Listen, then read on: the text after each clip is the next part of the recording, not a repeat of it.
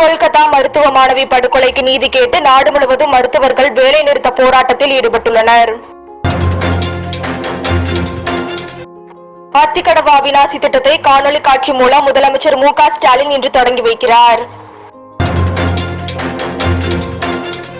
ஸ்ரீபெரும்புதூரில் SIPCOT mega குடியிருப்பு வளாகத்தை இன்று திறந்து வைக்கிறார் முதலமைச்சர்.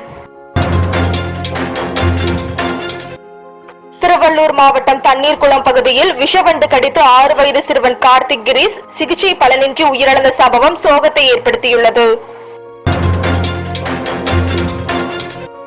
ஒகேனக்கல் காவிரி ஆற்றில் நீர்வரத்து அதிகரித்துள்ளதால் பாதுகாப்பு கருதி மீண்டும் பரிசல் இயக்க தடை விதிக்கப்பட்டுள்ளது. உத்தரப்பிரதேச மாநிலம் கான்பூரில் அதிகாலை 2:35 மணியளவில் சபர்மதி விரைவு ரயில் தடம் புரண்டு விபத்துக்குள்ளானது. 22 ரயில் பெட்டிகள் தடம் புரண்டதில் நல்வாய்ப்பாக பயணிகள் யாருக்கும் காயமில்லை என ரயில்வே நிர்வாகம் தெரிவித்துள்ளது. இலங்கை சிறையில் இருந்து விடுவிக்கப்பட்ட தமிழ்நாடு மீனவர்கள் 13 பேர் விமானம் மூலம் சென்னை திரும்பினர். மீனவர்களை தமிழ்நாடு மீன்வளத்துறை அதிகாரிகள் வரவேற்றனர்.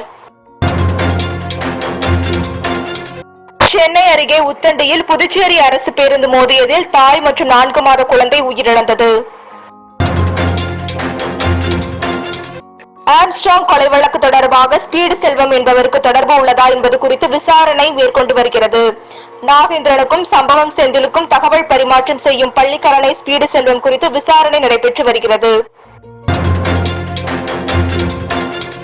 கும்மிடிப்பூண்டி ஒன்றிய தேர்வாய் ஊராட்சியில் ஊராட்சி தலைவர் முனிவேல் பணப்பட்டுவாடா செய்ததாக புகார் எழுந்துள்ளது.